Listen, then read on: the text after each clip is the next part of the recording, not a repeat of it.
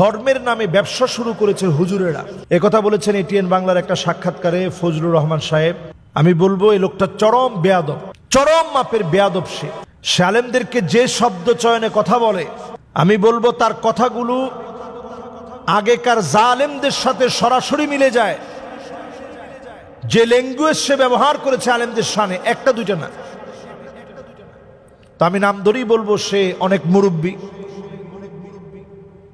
বয়সে প্রবীণ হওয়া সত্ত্বেও তার বুদ্ধি পরিপক্কতায় সে পরিপক্ক মানুষ হতে পারে নাই।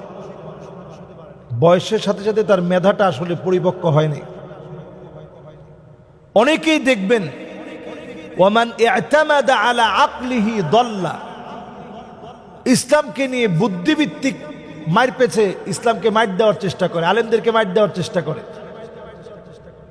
যতবার এই চেষ্টা যারা করছে আপনি রেজাল্ট দেখে রাখবেন। ওয়ামান ইআতামাদা আলা আকলিহি দল্লা, আকল দিয়ে যদি আপনি ইসলামের বিরুদ্ধে কথা বলেন, পাগল বানায় আল্লাহ ডাস্টবিনে আপনাকে নিক্ষেপ করবে। বিগত দিনে তাই হয়েছে। শামসুর রহমান সারা জীবন ইসলামের বিরোধিতা করছে, আল্লাহ তাআলা তাকে কিভাবে দুনিয়া থেকে নিয়েছেন একটু হিসাব মিলান। হুমায়ুন আজাদ, এই বদমাইশ ব্যক্তিটি সারা জীবন আলেমদেরকে নিয়ে মৌলবাদ জঙ্গিবাদের জন্মদাতা হচ্ছে সে। এই শব্দগুলো মিডিয়াতে হাইলাইটস করছে এই হুমায়ুন আজাদ। এখন নতুন করে ফজলুর রহমান সাহেব তাদের জায়গায় নতুন করে সে রিপ্লেস হচ্ছে।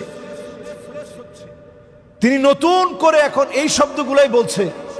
আলেমদেরকে তো এখন মানুষ মিডিয়ার মাধ্যমে চিনে, মিডিয়া এখন আলেমদের কথাগুলো মানুষ অকপটে মেনে নেওয়ার চেষ্টা করে দালিলিক কথা হলে। উনি চিন্তা করতেছেন মিডিয়ায় এসে আলেমদেরকে কিভাবে একটু কালার করা যায়। উনি বলতেছে 96% মাদ্রাসার ছাত্র এরা সব দরিদ্র ঘরের। আপনি একটু এসে দেখেন বাংলাদেশের হায়ার হায়ার ব্যক্তিবর্গ এবং যারা এডুকেটেড শিক্ষিত জনগোষ্ঠী, এখন তারা নিজেরা স্বপ্ন দেখে যে আমার সন্তানটাকে আমি আলেম বানাবো। কেন? কারণ তাদের কাছে এটা মনে হয় যে আলেম বানালে অন্তত আমার ছেলেটা আমার খোঁজ খবর নিবে, মানুষের মতো মানুষ হবে। তা আপনি যে কথা বললেন যে লিল্লা খায় লিল্লা খায়, আরে আমরা সবাই লিল্লা খাই। আপনি নিজেও আল্লাহটা খান এই জমিনের মধ্যে বসে, আপনি নিজেও আপনার কামাই দিয়ে খেতে পারেন না, আল্লাহ আপনাকে খাওয়ায়। তা আপনি যে বারবার বললেন আলেমরা লিল্লা খায় লিল্লা খায়, কথাগুলো চরম আপত্তিকর কথা হয়েছে। কাজী তার বিরুদ্ধে প্রতিবাদ হওয়া দরকার। এবং আমি বলবো যদি এগুলোকে এখনই সোজা করা না হয়, সামনের দিনটা ভয়াবহ হবে। এজন্য দলীয়ভাবেও এদের ব্যাপারে সজাগ দৃষ্টি রাখা দরকার। আপনি গোপনে গোপনে খবর নিয়ে দেখেন এরা সব রয়ের এজেন্ট, নানাভাবে রয়ের এজেন্ট হয়ে এরা কাজ করছে। এজন্য এদের ব্যাপারে সজাগ সচেতন হয়ে আমাদের আলেমদেরও কথা বলা দরকার। ভয়ভীতির কিছু নেই। আমরা আল্লাহর জন্য দুনিয়ায় আসছি একবার, চলে যাব একবার। এখানে ভয়ের কিছু নেই।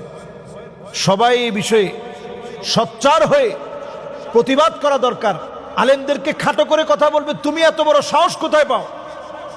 নবী আলাইহিস সালাতু ওয়াস সালাম পরিষ্কারভাবে বলেছেন, লাইসা মিন্না, সে আমার দলভুক্ত হতেই পারে না, মাল্লাম ইয়ারিফ লিআলিমিনা হাক্কাহু, যে আমার আলেমের হক জানে না সে আমার দলভুক্ত হতে পারে না। অথচ এই লোকটা দিনের পর দিন লাগামহীন কথা বলে যাচ্ছে আলেমদের ব্যাপারে।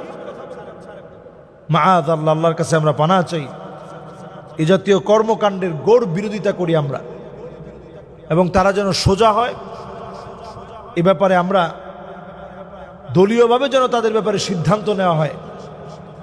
আমি বিএনপিকেও বলবো এই জাতীয় ব্যক্তিদেরকে আপনারা অন্তত চিহ্নিত করুন, তাদেরকে আপনারা অন্তত বোঝানোর চেষ্টা করেন। তাদের কারণে আপনাদের জনমত নষ্ট হচ্ছে। সুতরাং জালেমদের সুরে তাল মিলিয়ে একই সুরে কথা বললে তাদের ব্যাপারে আপনারা সজাগ দৃষ্টি রাখেন। আল্লাহ আমাদেরকে বোঝার তৌফিক দান করুক।